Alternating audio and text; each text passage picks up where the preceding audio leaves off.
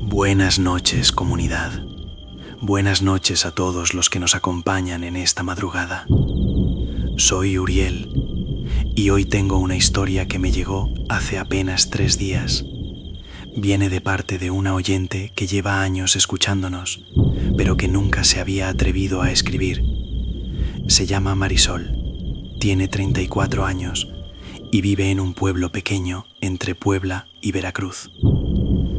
Antes de comenzar, quiero pedirles que si están disfrutando este contenido, dejen un comentario diciéndome desde qué parte de México o de Latinoamérica nos escuchan. Den like, suscríbanse al canal y activen la campanita. Y si tienen su propia historia, ya saben, pueden escribirnos a mirelatodelanoche@gmail.com. Todas las historias son bienvenidas aquí. Ahora sí. Pónganse cómodos, apaguen las luces si se atreven y déjenme contarles lo que le pasó a Marisol cuando tenía apenas 12 años, en octubre de 2003. Esto es La bruja del pozo seco.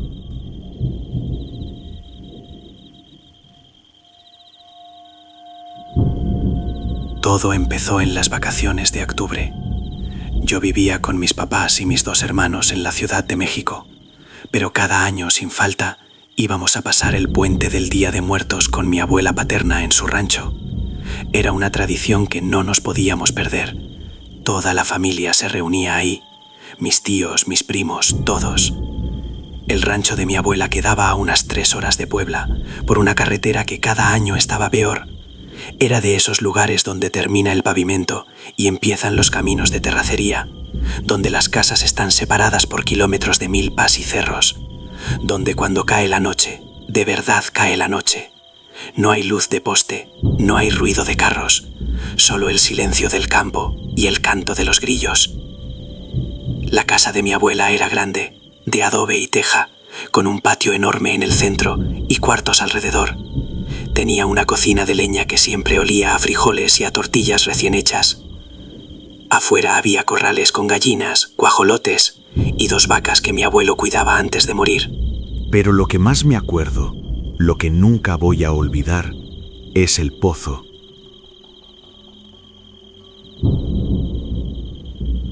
El pozo estaba en la parte de atrás de la casa, como a unos 50 metros, casi al borde de donde empezaba el monte.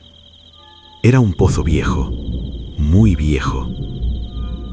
Mi abuela decía que ya estaba ahí cuando mi bisabuelo compró el terreno, en los años 40. Estaba hecho de piedra, con un brocal redondo cubierto de musgo y líquenes. Ya no tenía agua. Se había secado hacía décadas, pero nunca lo taparon. Solo le pusieron unas tablas encima para que no se cayera nadie. De niña, ese pozo me daba un miedo horrible. No sé por qué.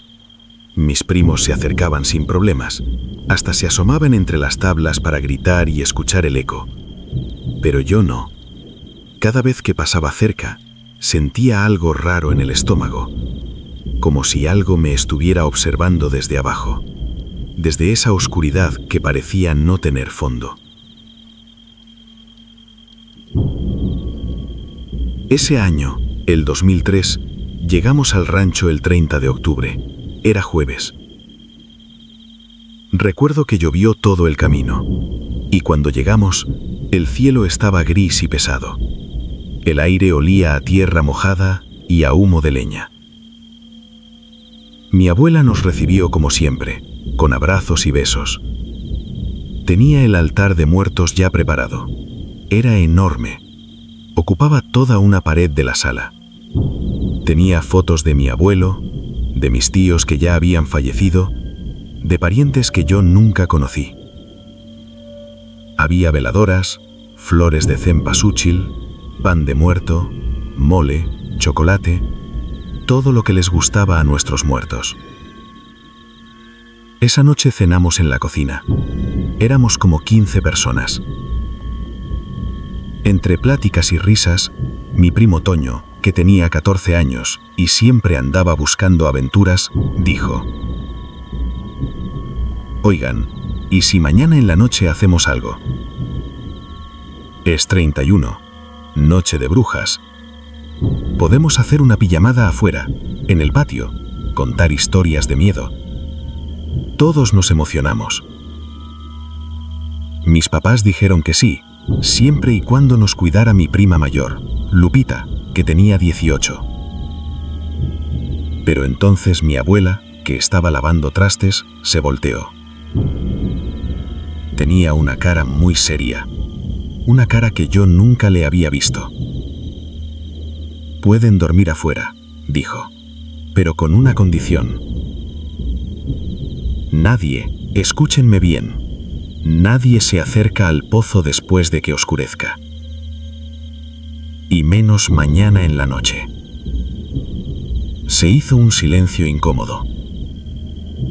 Mi tía Rosa, la hermana de mi papá, le preguntó: ¿por qué, mamá? ¿Qué tiene el pozo? ¿Por qué, mamá? ¿Qué tiene el pozo? Mi abuela se secó las manos en el delantal y suspiró. Se sentó a la mesa con nosotros y nos miró a cada uno antes de hablar. Ese pozo tiene algo, dijo bajito. Algo que está ahí desde antes de que llegáramos nosotros. Su bisabuelo lo sabía, por eso nunca lo tapó bien. Decía que si lo sellabas por completo, lo que estuviera adentro iba a buscar otra salida. Pero si lo dejabas entreabierto, se quedaba ahí abajo, tranquilo. ¿Qué es lo que está ahí abajo?, preguntó Toño, con los ojos muy abiertos. No sé exactamente qué es, respondió mi abuela, pero sé lo que hace. Cada año, en estas fechas, cuando el velo entre los mundos se hace delgado, eso despierta. Y si te acercas mucho, si te asomas, si haces ruido cerca de ahí, te puede jalar. ¿Jalar? ¿Cómo?, pregunté yo, sintiendo que se me ponía la piel de gallina. Te jala hacia abajo, te arrastra y ya no sales. Mi tío Jorge, el esposo de mi tía Rosa, se rió nervioso. Mamá, son cuentos para asustarnos. Pero mi abuela no se rió, lo miró fijamente y dijo: en 1975, el hijo de los Méndez, un muchacho de 15 años, desapareció. Lo buscaron por días. Encontraron su camisa y uno de sus zapatos junto al pozo. Nunca apareció el cuerpo. En 1988, una de las perres de tu papá, la negra, se desapareció igual. Al día siguiente, encontramos sus huellas que llegaban hasta el pozo y ahí se perdían. En 2001, tu prima Estela vio algo. Todos volteamos a ver a Estela, que estaba sentada en la esquina. Ella tenía 20 años y era muy callada. Se puso pálida. Yo no quiero hablar de eso, susurró. Cuéntales, insistió mi abuela, para que sepan que no estoy inventando. Estela tragó saliva y habló muy bajito. Yo vine sola ese año. Era octubre también. Una noche me quedé despierta, no podía dormir. Salí al patio como a las 2 de la mañana para tomar aire. Y entonces escuché algo. Venía del pozo. Era como una canción, una voz de mujer, cantando algo que no entendía. Me acerqué un poco, sin darme cuenta, y cuando estaba como a 10 metros, vi que las tablas del pozo se estaban moviendo, como si algo las empujara desde abajo. ¿Qué hiciste?, preguntó Lupita. Corrí de regreso a la casa y no salí hasta que amaneció. Pero juro que esa voz me siguió. La seguí escuchando en mi cabeza por semanas. Después de eso, nadie quiso hacer chistes. Mi abuela se levantó y dijo: no los quiero asustar.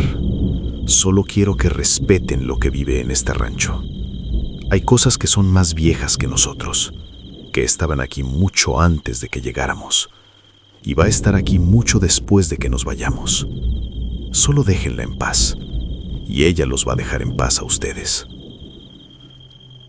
Al día siguiente, 31 de octubre, amaneció un día hermoso. El sol brillaba, el cielo estaba azul, y el susto de la noche anterior parecía solo eso, un susto. Mis primos y yo salimos a jugar toda la mañana. Corrimos por las milpas, perseguimos a las gallinas, nos subimos a los árboles. Pero yo no podía dejar de pensar en el pozo. Cada vez que pasaba cerca, volteaba a verlo. Las tablas seguían ahí, cubiertas de hojas secas. Se veía normal, inofensivo, pero había algo en el aire alrededor de ese lugar que me ponía nerviosa. Por la tarde, mi abuela nos mandó a todos a bañarnos temprano. Dijo que iba a preparar una cena especial para el Día de Muertos, que íbamos a llevarle comida al panteón al día siguiente. Mis tías la ayudaron a cocinar. El olor del mole llenaba toda la casa. Cuando cayó la noche, mi prima Lupita nos ayudó a armar nuestro campamento en el patio. Sacamos cobijas, almohadas, una lámpara de gas. Éramos 6 primos. Lupita de 18, Toño de 14, yo de 12, mis hermanos gemelos de 10 y mi primita Sofía de 8. Mi abuela salió a vernos cuando ya estábamos instalados. Nos llevó chocolate caliente y pan de muerto. Pero antes de irse, volvió a decirnos: ¿me prometen que nadie se va a acercar al pozo? Todos dijimos que sí. Ella se quedó mirándonos un rato largo como si quisiera decir algo más. Finalmente solo dijo: si escuchan algo raro, algo que no deberían estar escuchando, métanse a la casa inmediatamente. ¿Entendido? Sí, abuela, dijimos todos. Se fue a dormir. Mis papás y mis tíos también se fueron a sus cuartos. Nos quedamos solos en el patio, con la lámpara de gas como nuestra única luz. Las primeras horas fueron normales. Jugamos a las adivinanzas, contamos chistes, comimos todos los dulces que habíamos traído. Toño empezó a contar historias de la Llorona, del charro negro, de la planchada. Sofía se asustó y Lupita le dijo que mejor nos durmiéramos. Pero ninguno tenía sueño todavía. Eran como las 11 de la noche. El cielo estaba lleno de estrellas. Se escuchaban los grillos, algún perro ladrando a lo lejos, el viento moviendo las hojas de los árboles. Y entonces, justo a las 12 de la noche, los grillos se callaron. Fue tan súbito que todos lo notamos. Un segundo había ruido y al siguiente, silencio absoluto. Un silencio pesado, denso, que te presiona los oídos. ¿Por qué se callaron?, preguntó Sofía. «Tal vez va a llover», dijo Lupita, aunque no sonaba muy convencida. Nos quedamos ahí, escuchando ese silencio. Y entonces, a lo lejos, muy bajito, escuchamos algo. Era una voz de mujer, cantando. No eran palabras en español. No sé ni siquiera si eran palabras en algún idioma que conozca. Era más como un lamento musical. Algo antiguo. Algo que te hacía sentir triste sin saber por qué. ¿Escuchan eso?, susurró Toño. Todos asentimos sin hablar. La canción venía de atrás de la casa, del lado donde estaba el pozo. «Es la misma canción», dijo Lupita, poniéndose pálida. «La que Estela escuchó. Tenemos que entrar», dije yo, sintiendo que el corazón se me aceleraba. Pero Toño dijo: «Esperen, a lo mejor es una broma. A lo mejor Estela está ahí afuera tratando de asustarnos». Estela no está aquí, dijo Lupita. No vino este año. La canción seguía, ahora un poco más fuerte, y había algo en esa melodía que te jalaba. Era como si algo en tu cerebro te dijera: Acércate. Ven a ver. Necesitas saber qué es. Toño se levantó. Voy a ir a ver. No, le grité, agarrándolo del brazo. Mi abuela dijo que no nos acercáramos. Solo voy a ver desde lejos. No me voy a acercar al pozo. Nomás quiero ver qué es. Y antes de que pudiéramos detenerlo, Toño tomó una linterna y caminó hacia la parte de atrás de la casa. Lupita le dijo a mis hermanos que cuidaran a Sofía y nos fuimos detrás de Toño, yo y ella. No queríamos dejarlo solo. Caminamos por un lado de la casa, hacia donde estaba la canción. La voz se escuchaba más clara ahora. Era definitivamente una mujer, pero la voz sonaba extraña, demasiado aguda a veces, demasiado grave otras, como si no fuera solo una persona cantando, sino varias voces superpuestas. Cuando doblamos la esquina, vimos a Toño. Estaba parado a unos 20 metros del pozo, alumbrando con su linterna. Las tablas del pozo estaban moviéndose. No era el viento, se estaban levantando solas, una por una, como si dedos invisibles las fueran quitando desde abajo. «Toño, regresa», susurró Lupita. Pero Toño no se movía. Estaba como hipnotizado, caminando lentamente hacia el pozo. «Toño, no», grité yo. Corrí hacia él y lo jalé del brazo con todas mis fuerzas. Cuando lo toqué, él reaccionó como si despertara de un sueño. Se volteó a verme con los ojos muy abiertos. Yo no quería caminar, no podía detenerme. En ese momento, la última tabla del pozo se cayó. Hizo un ruido sordo al golpear el suelo, y del pozo salió algo. No era humo, no era niebla, era como si la oscuridad misma estuviera saliendo, una oscuridad más negra que la noche, que se movía y se retorcía como si estuviera viva. Y en el centro de esa oscuridad vimos una forma. Era una mujer, o algo que alguna vez había sido una mujer. Era alta, muy alta, y tan flaca que parecía hecha solo de huesos y piel estirada. Tenía el pelo largo hasta la cintura, pero no era pelo normal. Parecían raíces de árbol o gusanos, algo que se movía solo.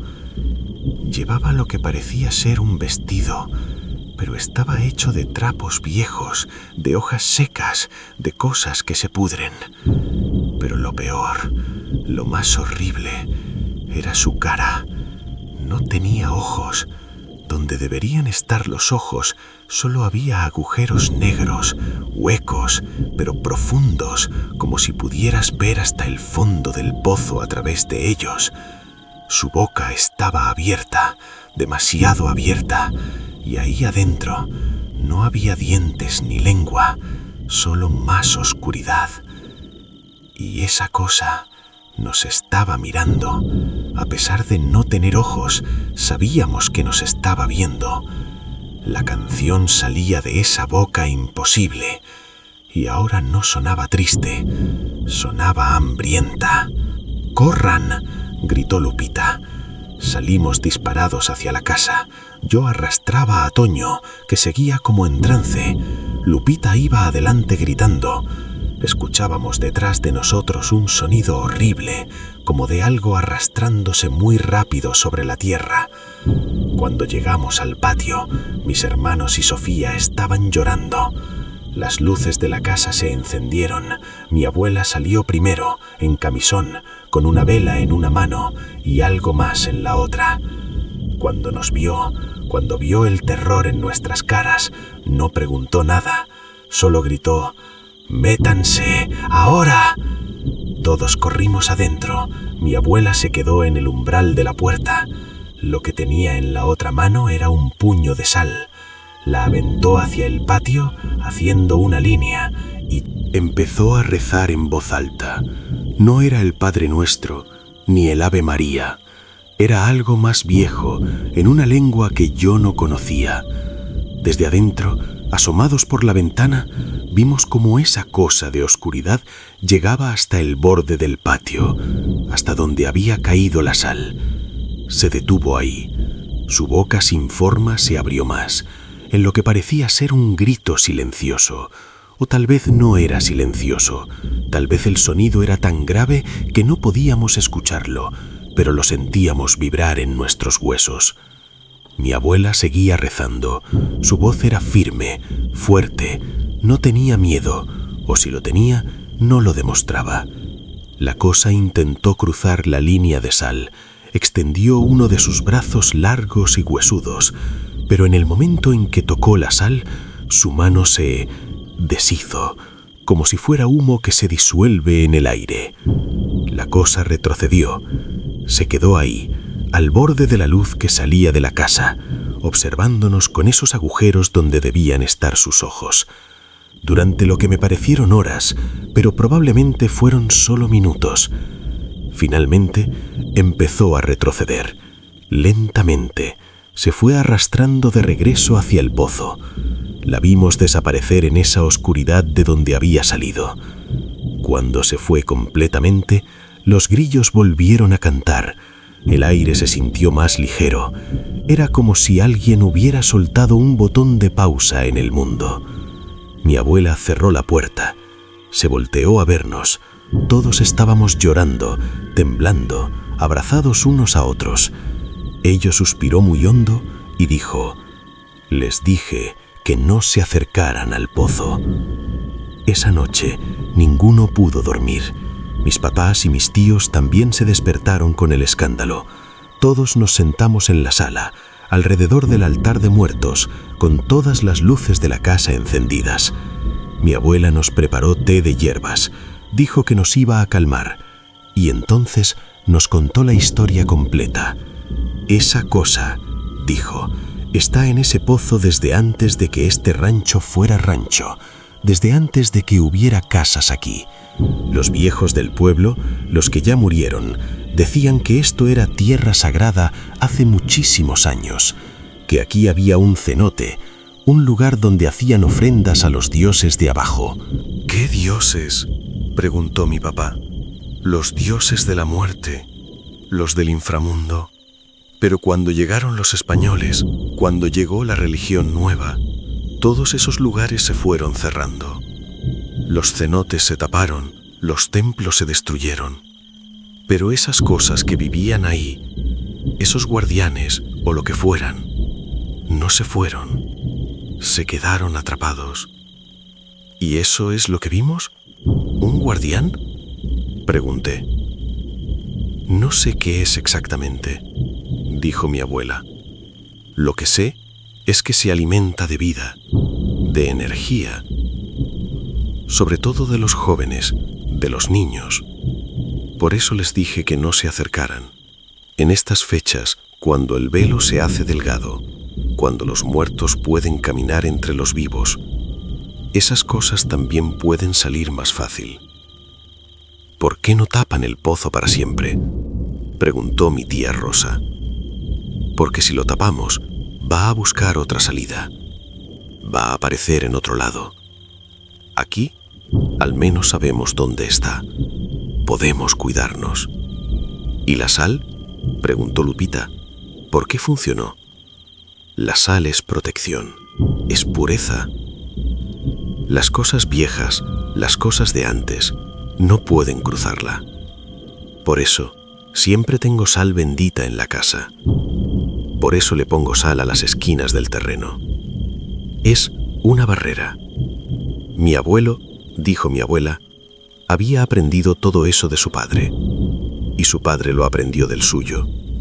Era conocimiento que se pasaba de generación en generación. Saberes que los pueblos indígenas guardaban desde hace siglos. «Mañana», dijo mi abuela, «vamos a ir todos al pozo, en el día. Vamos a poner las tablas otra vez. Vamos a echar sal alrededor y vamos a rezar, pero no nos vamos a acercar en la noche. Nunca.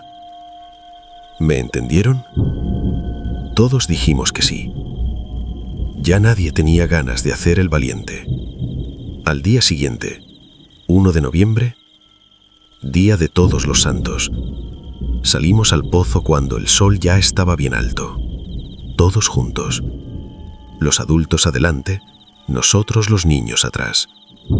Las tablas estaban tiradas alrededor del pozo, rotas algunas. El suelo alrededor estaba raro. La tierra se veía quemada, como si algo muy caliente o muy frío la hubiera tocado.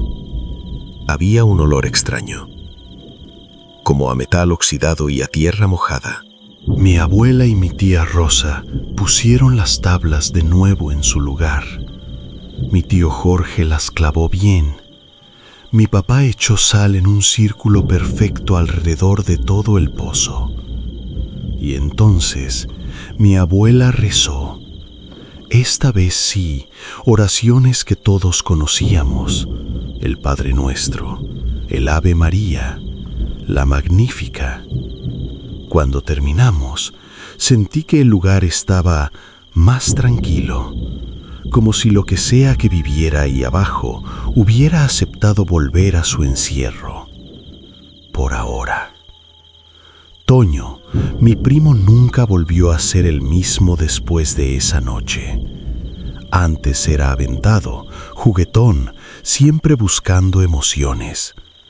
Después de eso se volvió callado, serio. Decía que a veces, cuando cerraba los ojos, todavía veía esos huecos negros donde debían estar los ojos de esa cosa. Que a veces en la noche escuchaba pedazos de esa canción. Yo también la escucho de vez en cuando, sobre todo en octubre, sobre todo cuando estoy sola en la noche. Es como si esa melodía se hubiera grabado en alguna parte de mi cerebro y de vez en cuando sale a recordarme lo que vi. Ya no vamos al rancho de mi abuela. Ella murió en 2010 y el rancho lo vendieron. No sé si los nuevos dueños saben lo que hay en ese pozo. Espero que sí. Espero que alguien les haya advertido.